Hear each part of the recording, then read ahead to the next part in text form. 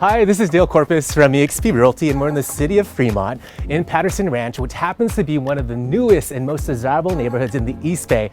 So people love it for its farm-to-table atmosphere, its close proximity to parks and trailheads for outdoor activities, and its excellent commuter location.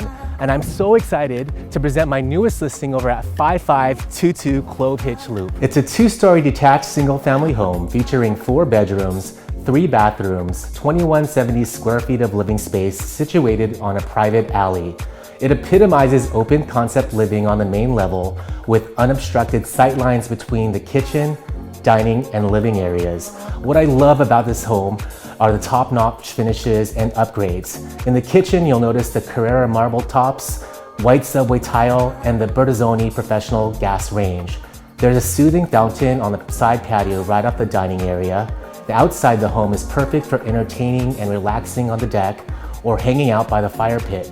There is a bedroom on the first level, and upstairs there's a loft that can be used as a flex space. The home is close to Dumbarton Bridge, freeways, and Coyote Hills Regional Park.